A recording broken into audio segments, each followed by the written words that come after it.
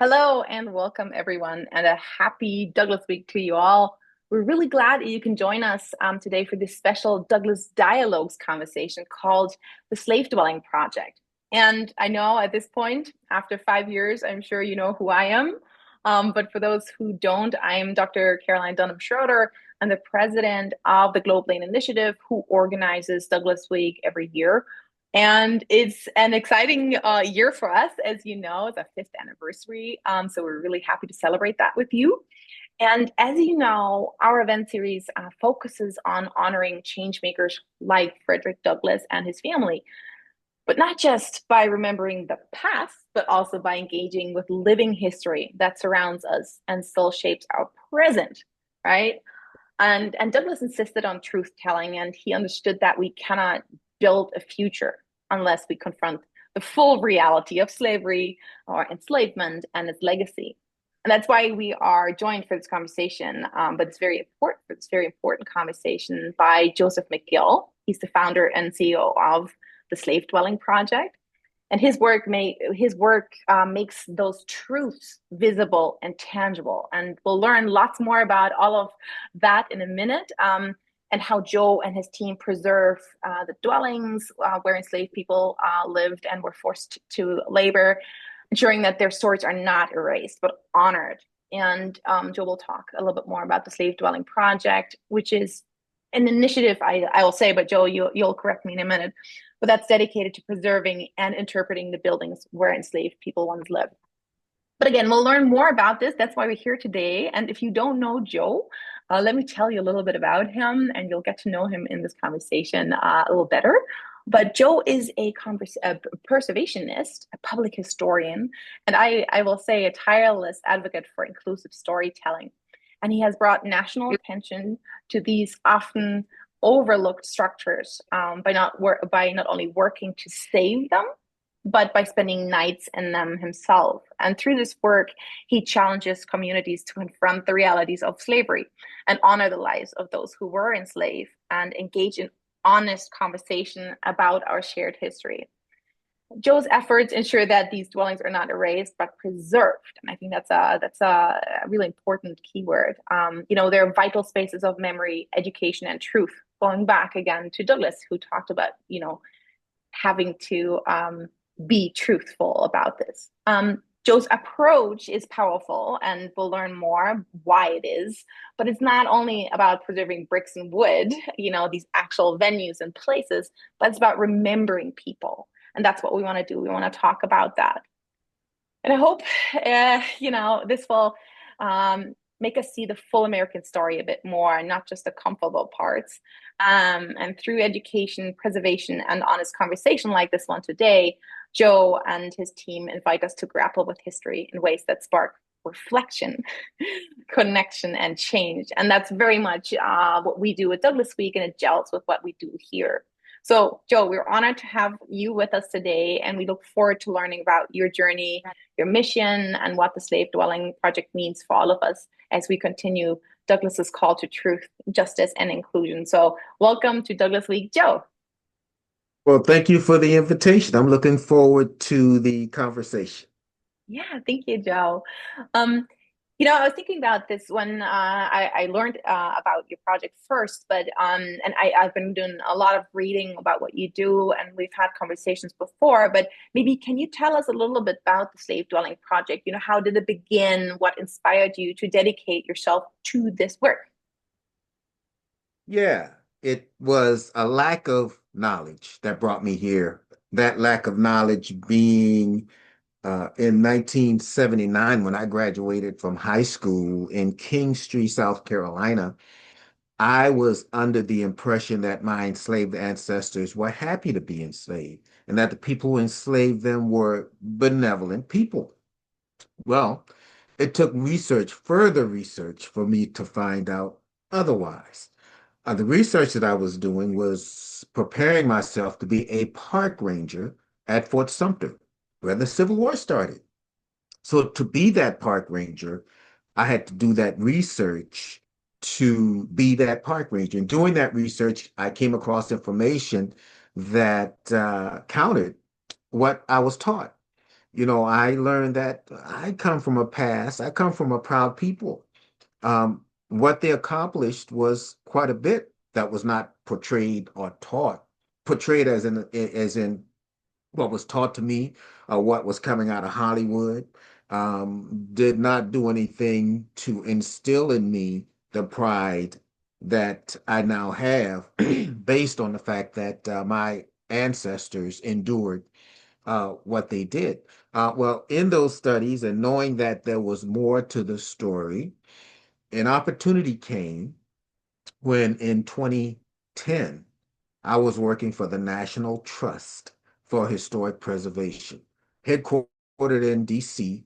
They specialize in preserving buildings. Well, those are usually those iconic house on the hill, architecturally significant buildings, which are in need of preservation. They have a story to tell also. Well, very seldom will these buildings, these antebellum buildings built prior to the Civil War, would uh, delve into the stories of the enslaved. The interpretation at those sites would not basically do that. If indeed they ventured there, they would put the enslaved people in that place where I had them in 1979. Happy to be enslaved, benevolent slave owners. Well, in 2010, working for the National Trust for Historic Preservation, my hours were shortened. I stopped working on Fridays. So I needed something to compensate for that. Well, I was contemplating two things. One being the Green Book. And the Green Book was that book that was produced to document where Black folks 40s, 50s, 60s, could travel safely and be accommodated.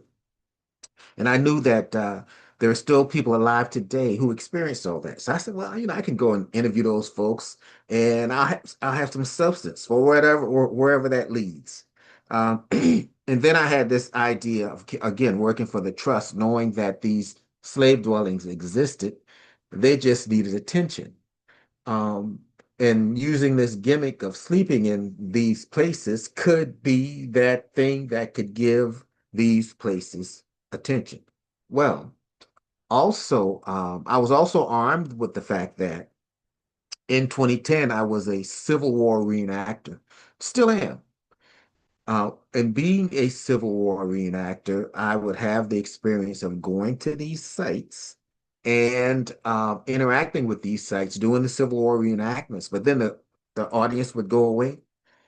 But the reenactors had the opportunity to spend the night at these sites, without the audience.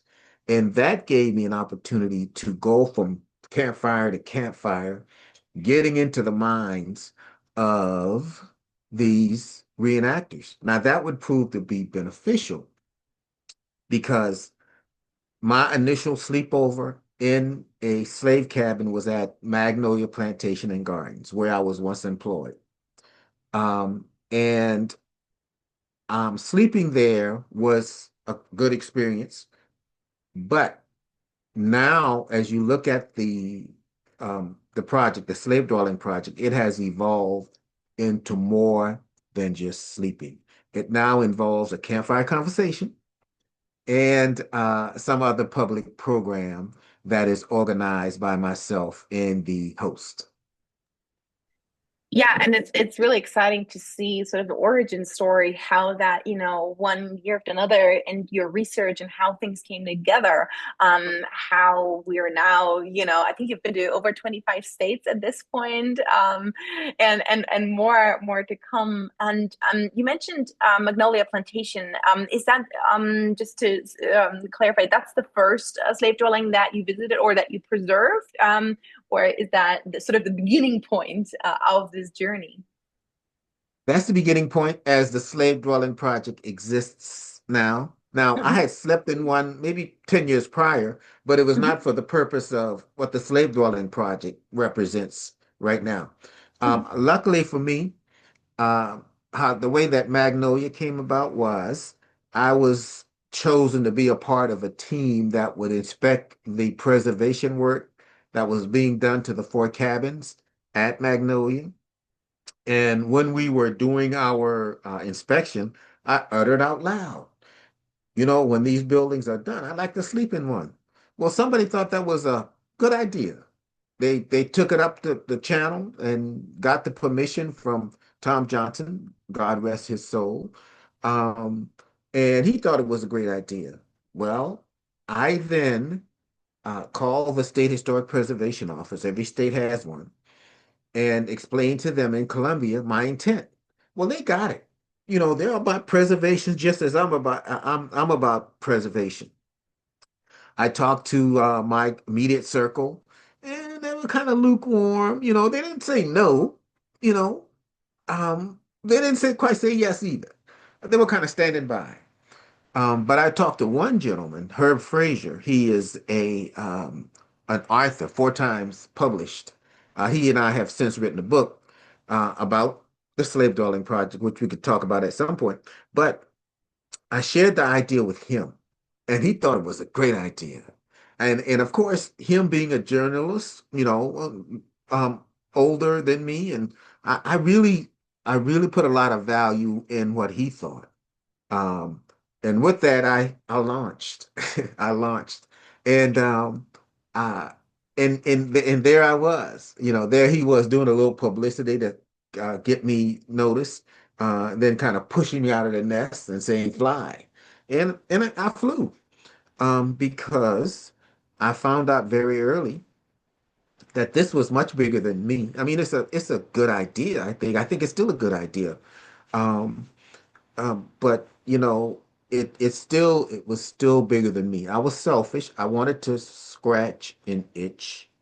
And it was only my intent to stay in the state of South Carolina and follow this list that they gave me until I exhausted it and be done with it. Um, but then it started, and then the media got involved, and social media got involved, and there was just no turning back. Now 25 states later and the District of Columbia, I'm still at this thing, still going strong. In fact, it's stronger now. And I love that. And I have so many questions, and I wanted to go back to your experience because, as you say, 25 plus District of Columbia.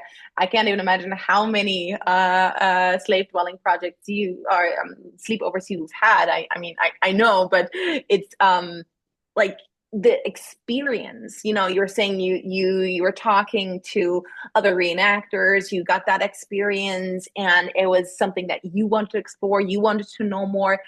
But I'm wondering about, these, you mentioned these, yeah, it's like an experience that you share, not only the sleeping over, that sort of act of staying in the dwelling, but also, the people who join you now and or who have joined you in the last many years. And I'm wondering about one, how does that feel for you? How was Magnolia? But how, are there any other slave dwellings that stick out?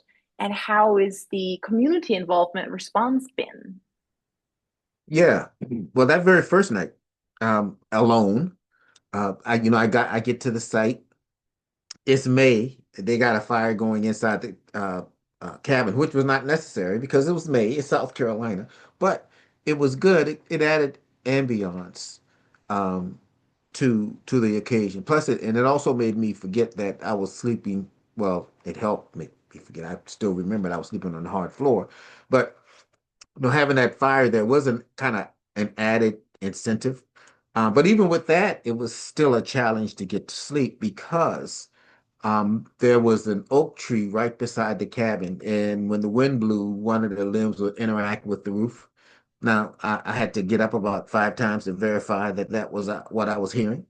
But laying there trying to get to sleep was probably the hardest time because, I had these thoughts. Now, one thing that was going on also was off in the distance was a wedding reception. And it was late at night. The reception is I guess kind of kicking into high gear. by the time, right around the time that I would want to at least go inside the cabin for some serenity. Um, but inside the space, the wedding thing is going on off in the distance, the music. Peacocks are doing what peacocks do. I don't know if you've ever heard a peacock, but they're pretty noisy. Um, and these thoughts are going through my head, the thoughts of, what would an enslaved person in this situation be doing? What would be going through their heads? Was it about escaping? Is this a good night to escape? Is it the full moon? Is the full moon the best time to escape? Um, you think about, well, if you do escape, this is a swamp where one plantation ends, another one begins. So chances are, if you escape, you're going to take to the waters, hopefully in a boat, because there are alligators in that water. So, there's that snakes and mosquitoes and all those things going on. You think about those dogs that are on that place, trained specifically for that moment that you're thinking of doing, for that thing that you're thinking of doing, and that's running away. You think about moms, and I thought about moms because when I woke up the next morning, it was going to be Mother's Day. You thought about moms giving birth to children in that space, and the laws of that time said that that child is that of the master. Um, so, those things were running through my head. And I eventually got to sleep. And the next morning, I woke up and took a walk on the property, not knowing where I was going because I was not familiar with the property like that. Well, I ended up in the cemetery where the enslaved people are buried. Um, I knew it was a cemetery because it was an active cemetery up until the, 1990s, late 1990s. So there are headstones accordingly. So there's a section where you see that some people were born enslaved but died free. And then there's a void, a space, a grassy area between that headstone and where the tree line starts.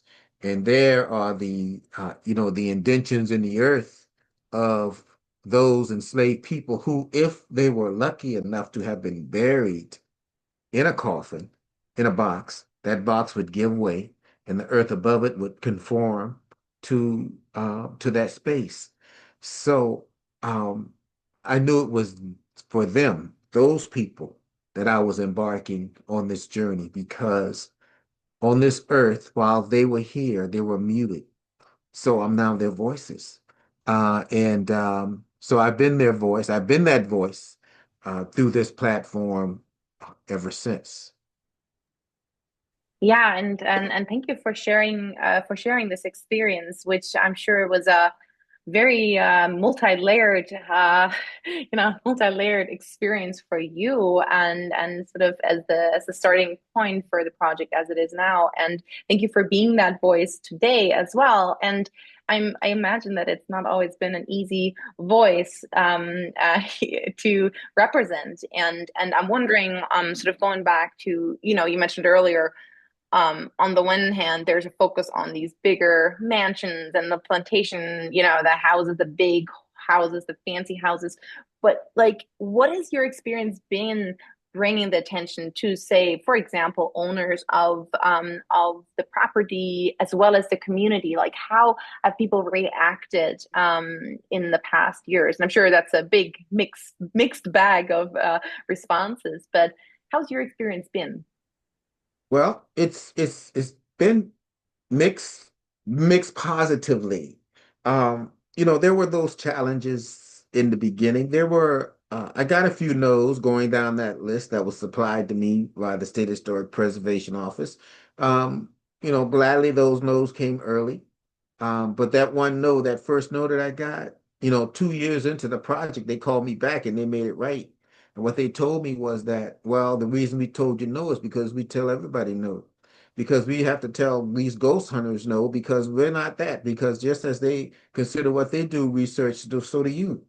And so they told everybody no. But once I proved to them that I was out to do what I said I was going to do, then they call me back and say, yes, you can do this. Now, initially, it was me. Those first two stays, it was just Joe McGill. People were still sitting on the sideline saying, ignoring him, he'll go away.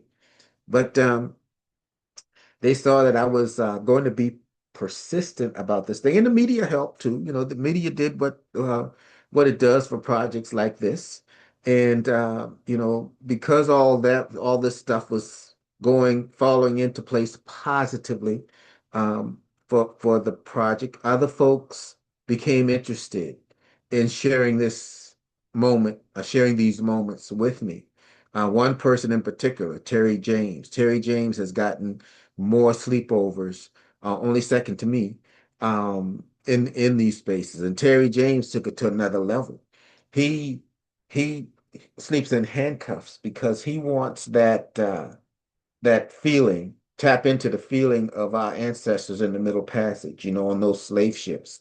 Um, he offered me that opportunity the first night he did it because he had a second pair. I said, no, you can own that. I got the slave dwelling project thing. I'll stick with that. You can own that.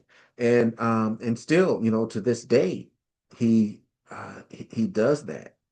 But that's his thing. But others uh, have been, folks prior to COVID, people were clamoring for that opportunity to have these sleepovers in these spaces. You can find some people with five, six, seven, eight, nine, 10, 11, and beyond sleepovers in these spaces with me. So it's become that kind of opportunity for people. But um, I had incorporated very early on, and I'm glad I did, this opportunity for these sleepovers and the campfire conversations. The campfire conversation now is where the content, most meaningful content of what the Slave Dwelling Project does and what the Slave Dwelling Project is all about. Because in these conversations, these campfire conversations, it gives us the opportunity to talk about things that we do not normally talk about amongst people who don't look and think like us. And when these things started, I was kind of feeling, anything, it's helter skelter, kind of still is today, kind of helter skelter. We got kind of a theme, slavery and the legacy that is left on this nation. So at every given site, the conversation could be different. Some people want to make sure, some sites want to make sure that we hit some subjects. Some sites want to use this as an opportunity for training um, for their staff. But some people just want the conversation, want to have the conversation. And the thing about having the conversation at the sites, it's disarming. It gives people to be vocal. And one thing I don't encourage at these events is the recording of these conversations because I want people to be candid. If some type of media is interested in what the Slave Dwelling Project is doing, I mean, they could come to the site and they could take part in everything else we do. But that campfire conversation, you got to shut your cameras off because we're about to get candid here. We're about to, really, really talk about some things that is uncomfortable for a lot of folks sitting around that fire. Because, in we can cover anything from Confederate monuments, white supremacy, white privilege, historical trauma, weddings on plantations, and of course, now the elephant in the room, critical race theory, diversity, equity, and inclusion, and improper ideology, this thing this history is being labeled as now. So, we get to talk about all these things. And in my most recent um, opportunity to do this was about 2 weekends ago in Laplace, Louisiana. We had a beautiful time out there with this campfire conversation, and we did a sleepover there too. Now, I put emphasis on the fact that we did a sleepover there because I do less sleepovers now. A lot of these places where I go now, we focus more on the conversation and the in the pub in the other public program that they may do. The place I'm going this weekend, I'm going to Rye, New York. Um, Chief Justice, well, I'm sorry, Justice John J. John J. If I got the name correctly, he was Supreme Court Justice. He helped end slavery in the state of New York. Well, at the time, he was advocating to in slavery there, he was enslaving people. So I go there this weekend for an event, and the weekend after that, I go to Canada for the first time in my life going to Canada. But I will be officially international when when that happened. So then comes COVID. Again, before COVID, people are clamoring for the opportunity for to experience these spaces by sleeping in them. COVID comes, well, you can't do that anymore. But luckily for me in the slave dwelling project, we had established ourselves that when making a request to a site or two to come and spend the night alone, just me. But with the technology at that time, going live from the site, it helped us to grow our audience, because I could talk to the folks the best way I could. One person trying to be the technician and the presenter, I did the best I could. Well, it increased the audience, people were anticipating those things. So that became a thing. And then COVID was minimized and it started coming back to the way it is now. Um, so here we are. Yeah, and that's a journey itself. And I'm really happy to hear that you're still doing them, because I can also imagine that for you, that I mean, at this point you've been doing it for a long time, but it's not just when you were explaining or talking about your experience, for example, on Magnolia Plantation. But I can imagine that for you, there's always a new place, there's a new experience, there's new emotions coming. Um, you know, for you, but also for the people who join you. And I'm interested in a lot of things, but two specific things here in this context. One is, you mentioned difficult conversations, and I said it earlier. These truthful, honest conversations are not always easy to have. Let's put it this way. And I'm wondering, A, how do you navigate through some of this? And also, how do you navigate your own emotions and the responses you get from this immediate audience that you have? Because I can imagine that people are, experiencing the place, and you described it so beautifully earlier, but like, being in that place, hearing, feeling, smelling, seeing, engaging all the senses. How do you navigate this, the response from the people around you and the conversations at the same time? I imagine that it's not an easy work to do, easy job to do. Yeah. Well, most of the people now taking part in the conversation know what they're coming there for. They know they're coming to have a conversation on this site. So they got kind of a feeling of, where we want to go with this thing. So that's good. Um, and a lot of times it's, we cover what's going on, in the moment. This last conversation, you know, I try not to bring politics into it, but who can avoid it now?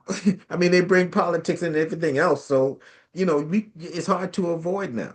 So yeah, had a lot of political conversation in this last go around of campfire conversation. But generally, it is those things that I talked about.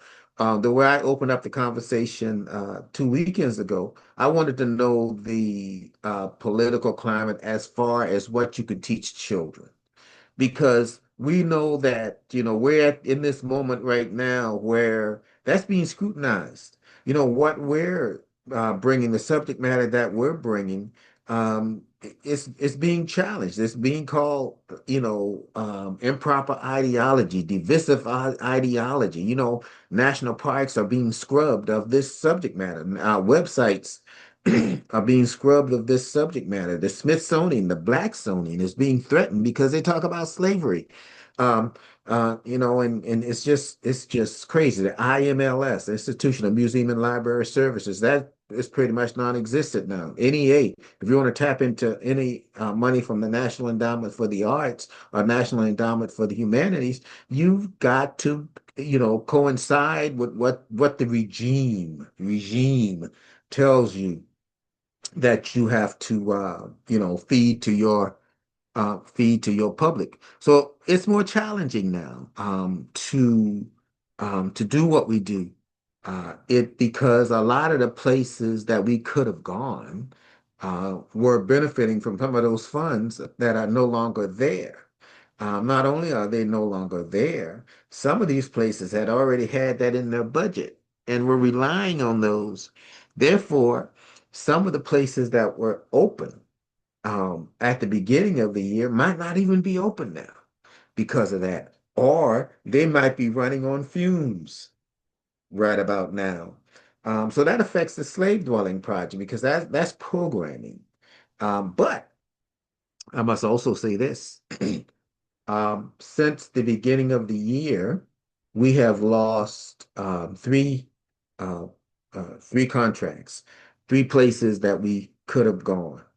However, we've added three plus in their place. In fact, we just locked in this week an event at a university, and I'll put a period right there because all the mess that's going on right now. Just say we just locked in an event at a university.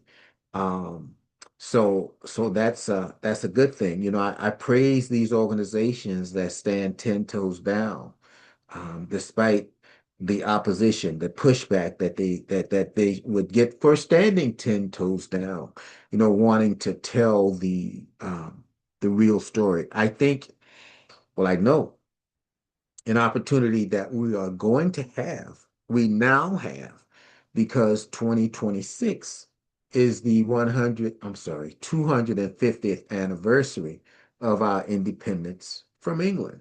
Well, we want to celebrate that. We want to commemorate that. It's worth being commemorated. But there is a black side of that story. There's a Native American side of that story. And the people who should be telling those stories should be the slave dwelling projects and in other organizations like this. It should be that Smithsonian that's now being threatened um, uh, to minimize or tell stories that's going to coincide with that comfortable aspect of the story that the regime wants to hear.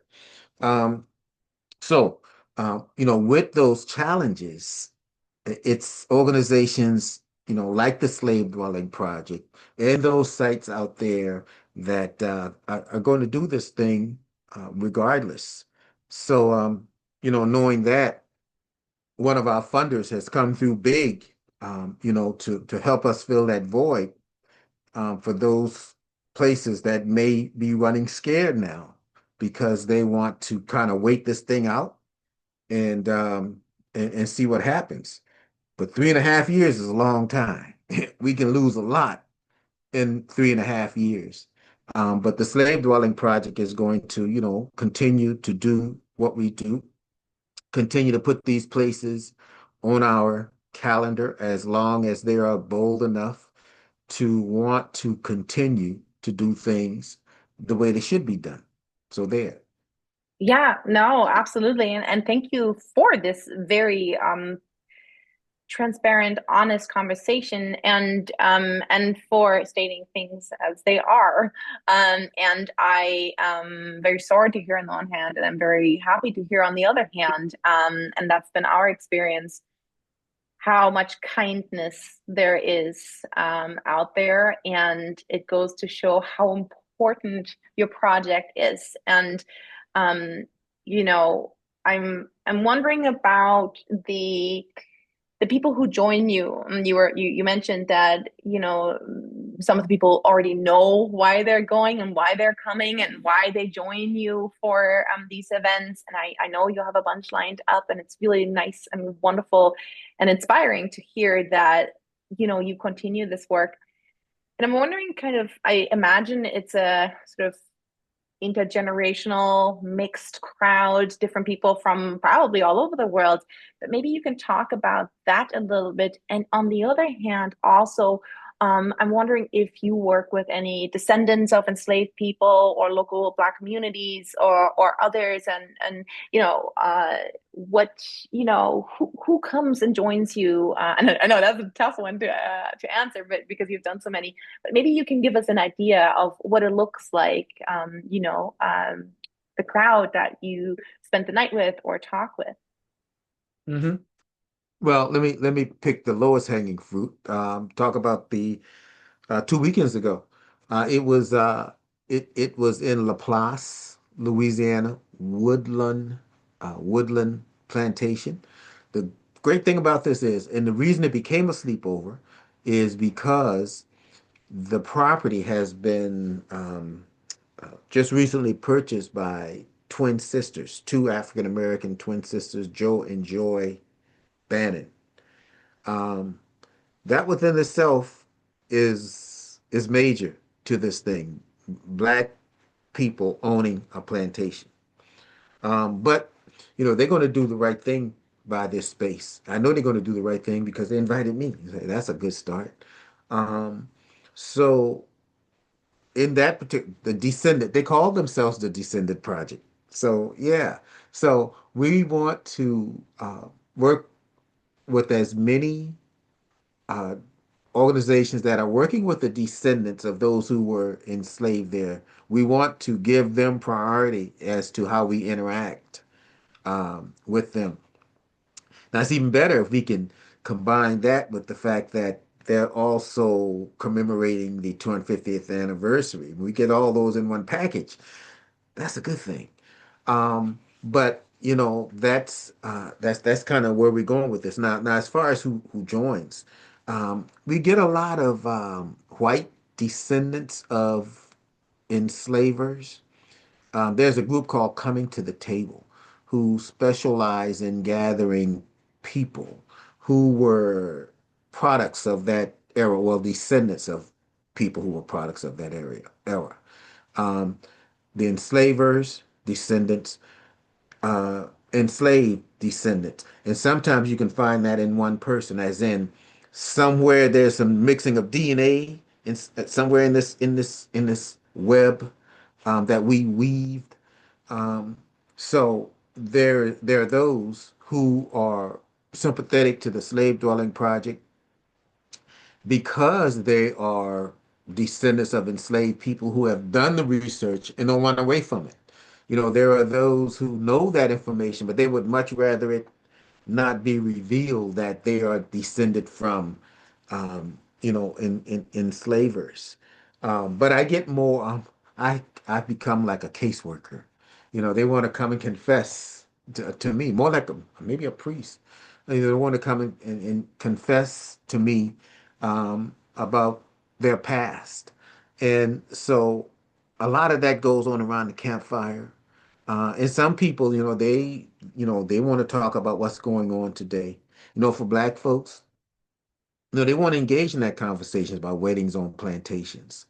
Um, because, for us, that's a no-no. That's like getting married at a concentration camp in our mind. Um, but there are those who don't understand it the way that we understand it. When I don't know if you recall when Nottoway Plantation burned down to the ground, and the varying reactions. The black folks were kind of reveling in it all. The historians were saying, "Oh, no, no, no, we lost this beautiful resource." And me being both, I was kind of in the middle. My DNA compelled me to say rah, rah, rah. But then the preservationist in me said, well, wait a minute. Our ancestors did build it. It's their embodied energy that's now up in smoke. We don't get to tell their stories through this building, although the way they were using it, we're nowhere close to using it in the right manner. I mean, they were selling the place as a place for weddings, and they led with that. So again, so we talk about those. we talk about, those situations like that, and there have been those moments where it's gotten tense. Um, now most, I would say 95, 98% of these conversations are, I mean, they're just smooth. 2 weekends ago, everybody was feeling. I mean, we were talking about some things. We don't lessen the subject. I mean, we bring it, but they mostly end up, everything's cordial. Now there have been it's got contentious. Um, most noted is Monticello, the home of Thomas Jefferson. I'm there with the descendants of Sally Hemings and others who were enslaved during that period in history. And the conversation was about, was that relationship with the 14-year-old Sally Heming consensual or non-consensual? Well, some of them want to believe one or the other. And it almost came to blows when they were discussing that thing. And I had to get between them and separate it, talking about that. There was this other situation in New Orleans, and we were talking about, free labor. But, most of the folks were talking about it as, well, the enslaved people weren't getting paid. But one gentleman begged to differ. And he said, well, they were getting paid in a sense because they were being housed, they were being fed, and they were being clothed. He was right. Everything he said was right, but the timing was bad. I mean, that was almost another fight. And then there are those moments where, Magnolia Plantation, we're sitting around the campfire trying to bring this thing home, wrap it up. And this one young lady who had not said much up until that point said to us, she relayed to us the story of why she left home. And she said the reason she left home because she was enamored or looking at a black man, and her father slapped her for that. And she said that's the when she made the decision to leave home. But now she also, to add to it all, she said, now my father's suffering from Alzheimer's, and his days were limited on earth. So her question to us was, was it time that she uh, reconcile or at least go see him?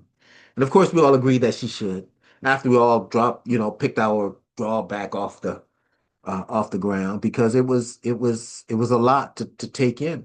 Another conversation was in Virginia at Middletown, Virginia at Plantation, Belle Grove Plantation.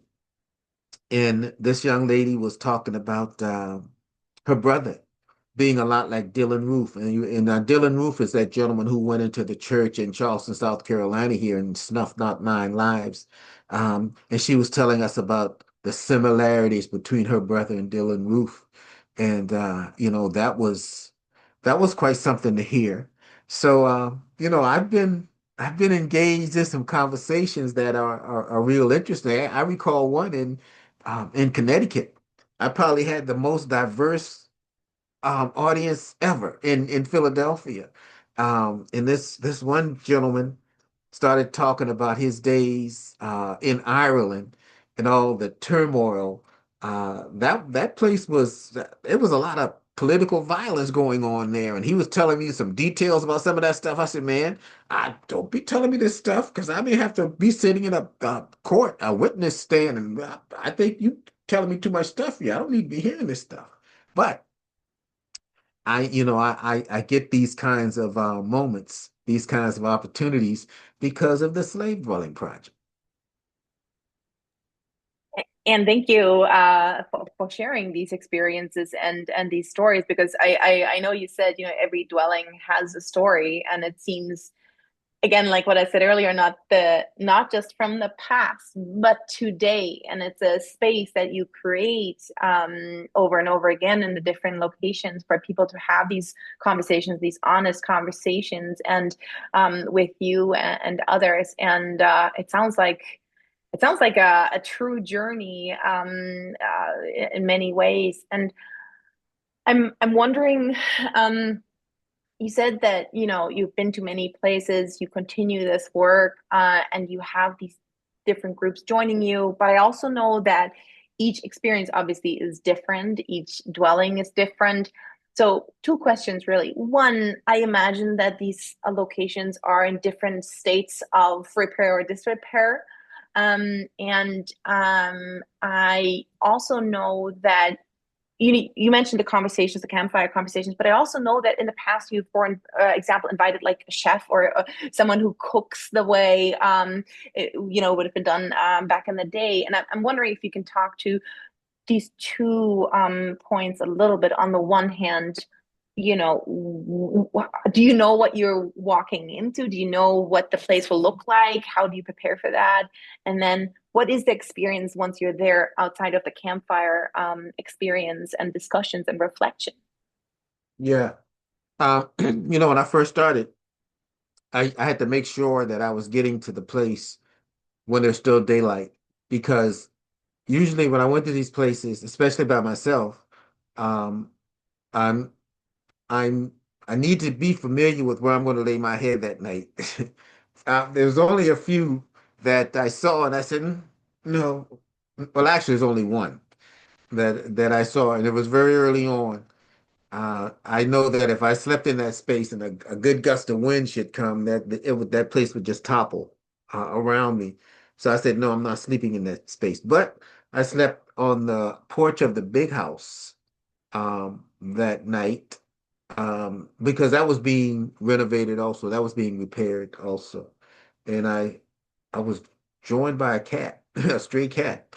Um, so that was interesting. So, a lot of these places are different.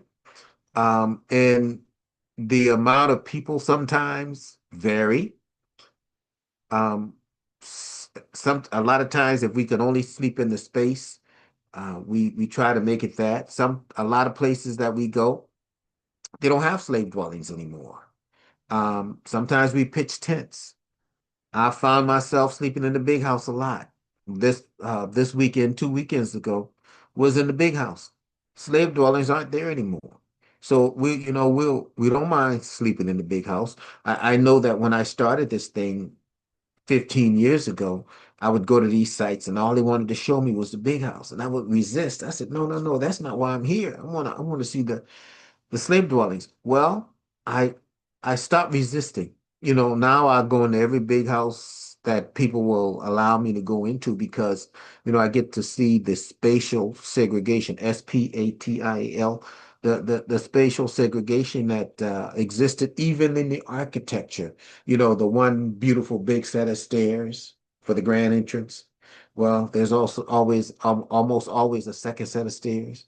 And there's that second set of stairs that we're interested in because we want to know about the people who access these spaces through these stairs. That's the story we want to tell.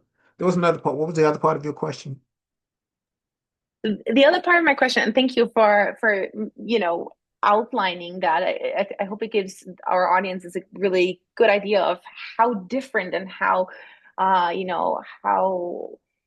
multifaceted these experiences can be. And that was also my second question. I know you do the camps fire talks and conversations, reflections, but also I know about the chef, and I'm sure that there's other experiences because I think that's really interesting too, because it's another sense and engaging with another sense. Living history. Yes, that's another element of what we do in our evolution. In right around 2016, we got a grant from the South Carolina Humanities Council to do living history because I went to Stagville in North Carolina, um, Stagville Plantation. It's recorded that this gentleman had, enslaved 900 people. Now, I don't know if that was a cumulative number or the number that he enslaved at the time the count was taken, but it's still a big number nonetheless. So there they were doing living history, meaning they were cooking, well, mainly cooking. And they would telling stories. And I said, wow, there's something to this. I saw the audience, and they were having a beautiful time. So I applied for a grant from the South Carolina Humanities Council to uh, form a troupe of living historians. And what that grant allowed was for us to go to four sites at no charge to the to the sites themselves. The grant paid for the living historians to come and do what they did. So we started with that. And it got so popular that beyond the grant, I told these sites if they wanted us, well, you're going to have to, you're going to have to pay for that. You're going to have to, pay all these expenses, honorarium, travel, all that. And they're doing it. They are doing just that because this has value. And what we do, what we demonstrate now, what we are capable of demonstrating now is cooking. We want all of these events, most of these events, where it's a collective of us, um, we want these things to, um, we want the cooking to be a very important element of what we do. It kind of revolves around the cooking that we do. We also do sweetgrass basket demonstrations, making demonstrations. We have a blacksmith now. We've just added to the crew. We started out with a blacksmith, but then he got an other interest.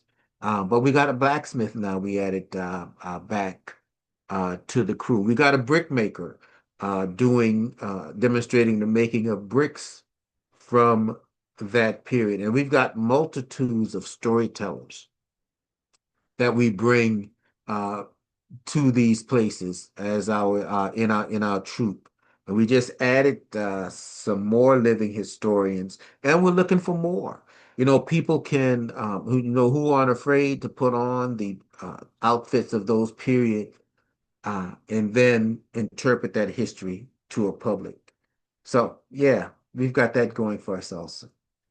Yeah, it's beautiful and it's so comprehensive. And like you said earlier, there's this opportunity to engage in this living history and confronting the past, but being in the present and having a space to reflect and experience this with you and your team. And I wanted to ask, especially those who are listening and watching today, how can we get involved? How can people support the Slave Dwelling Project, or the efforts that you are working on? And yeah, how can people get involved if they want to get involved? How can they join you? How can they experience and be part of the living history and the events that you do? And what's a good way to support you? Yeah, best way to tap into us is our website, and that's www.slavedwellingproject.org. That's www.slavedwellingproject.org. Now, we're also tapped into the other elements of social media. I'm most active on Facebook. I would recommend that you go to the Facebook page, the Slave Dwelling Project Facebook page. I do have a personal page, but I try to stray people away from that because it tends to trigger. So there's that. There's also TikTok. We are into TikTok as long as they'll allow us to be on TikTok. I get a lot of community guideline violation because, of this message that we're trying to um, disseminate to the public comes with a lot of restrictions, a lot of oversight. And so I'm still lucky to be on TikTok. I don't know how much longer. Instagram and yeah, those are the social media sites where we are right now. And thank you. And we'll put them in the information here on YouTube, so people can find you there. And I know you spoke about the 250th anniversary next year, and I know that you're doing some big events then too. Do you want to maybe outline really briefly so maybe people can join you as well next year, if you wouldn't mind sharing? Yeah. So next year we will have our ninth conference. It will be October 1st through the 3rd at the North Charleston Coliseum. We're going to be concentrating on the 250th anniversary. The name of the theme is 250 years and counting, reckoning, resilience, and remembrance. Now, we're going to be concentrating on the colonial era in South Carolina, more specifically 1770 through 1783. So we're looking for presenters. We just recently opened up the opportunity for folks to send us their proposal. You got until November 21st to send in those proposals, but we wanted to be along those lines. So if you go to the website that I stated earlier, you can find the details about how you can send a proposal for the conference, how you can make a donation to the slave dwelling project. You can also find the programs that we have scheduled for this year and, of course, the next year also. So there. Yeah, there's lots more to come from you, Joe, and I really appreciate you today, always, but specifically today, for sharing your stories, for sharing your experience and this powerful work that you do with the Slave Dwelling Project. And your dedication really reminds me, how important it is to preserve not just the space, the actual, geographical space, but also the space to talk and to reflect and to talk about, truth and memory and justice, and about, ensuring that these voices of the people who lived or were forced to live in these spaces are not forgotten. And I can only say thank you. I'm deeply grateful for your time, and helping us to confront the past, with honesty and courage, if I may say so. And you mentioned your website. I really want to direct people to and encourage people to go and visit the slavedwellingproject.org. And this conversation has personally reminded me that we talk about like a lot about Douglas, but there's a lot of other change makers, big and small, past and present, and yourself included, Joe, that play such a big role. And we all play a role in telling a fuller and more inclusive story, dare I say, of our shared history. And thank you, Joe, for leading the way. I'm very excited to do more with you and collaborate next year for Douglas Week 2026. No spoilers, but we'll come up with something great for our audiences. And yeah, just handing over to you, Joe, if you wanted to say a few last words before we wrap up this call today. But thank you so much for this conversation, Joe. Okay, yeah.